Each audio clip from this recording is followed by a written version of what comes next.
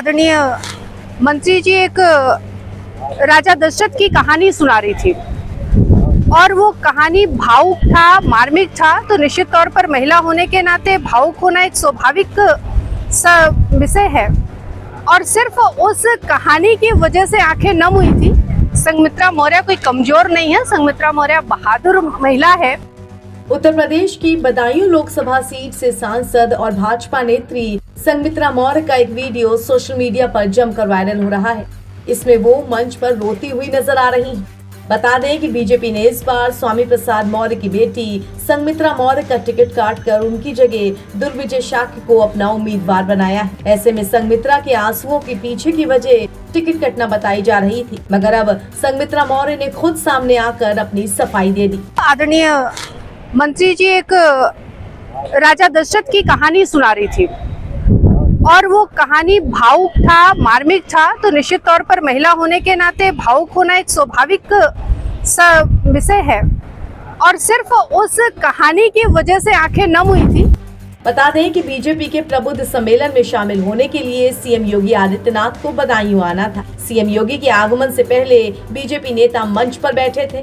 ऐसे में यूपी की मंत्री गुलाब देवी के बगल में बैठी नजर आ रही थी संघमित्रा मौर्य। लेकिन इस दौरान एक ऐसा नजारा देखने को मिला जिसकी किसी को उम्मीद नहीं थी। संघमित्रा आंखों पर से अपना चश्मा हटाकर अपने आंसुओं को पोंछती हुई नजर आई। संघमित्रा का ये वीडियो सोशल मीडिया पर अब जमकर वायरल हो रहा है। लेकिन इस बीच कुछ ही देर बाद मीडिया के सामने आकर संघमित्रा मौर्य ने अपनी सफाई भी दे दी। अचानक क्या हो गया कि आपकी आंख नम हो गई?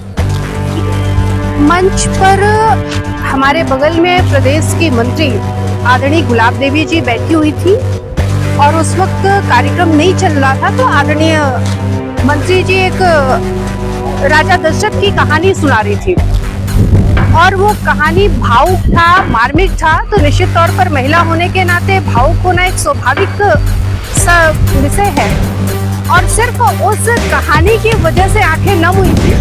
संघमित्रा मौर्य कोई कमजोर नहीं है, संघमित्रा मौर्य बहादुर महिला है और इस देश की आधी आबादी का नेतृत्व करने वाली महिला है। तो वो इतनी छोटी छोटी चीजों पर उसकी आंखें नम होना या भावुक होना कतई उसके ऊपर शोभा नहीं देता है। टिकट को लेकर तो कोई ऐसा अंदर से कुछ सामने निकल कर नहीं आया? टिकट को लेकर के अगर होता तो मैं पहले दिन जब लोकसभा प्रत्याशी जी बदायूं आए तो मैं उनके सामने बरेली से बदायूं तक नहीं आती, पूरे कार्यक्रम में उनके साथ में नहीं रहती। जिस हृदय की गहराई से मैं उनके साथ में लगी हुई हूँ अपना चुनाव समझ करके, मैं कतई उनके साथ में नहीं होती अगर टिकट को लेकर के होता। पार्टी मान सम्मान को लेकर कहीं किसी तरह की कोई दिक्कत नहीं है। अगर कभी कोई दिक्कत होती तो भी मैं कार्यक्रम से दूरी बना करके रखती।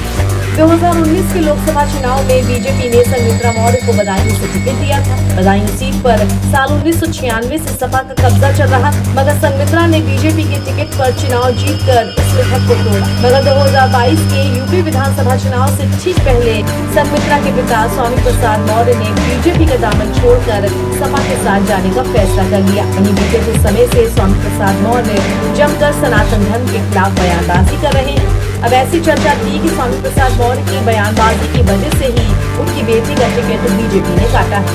इसके अलावा चर्चा ये भी थी कि सपा ने इस सीट से शिवपाल सिंह यादव को मैदान में उतार दिया, तो इतने मजबूत प्रत्याशी के सामने बीजेपी संघमित्रा को नहीं उतारना चाहती। खैर, बात चाहे जो भी रही हो, मगर इस बार संघमित्रा मौर्य का टिकट कट गया और मंच पर रोने की उन्होंने सफाई भी दे डाली। NBT ऑनलाइन की रिपोर्ट।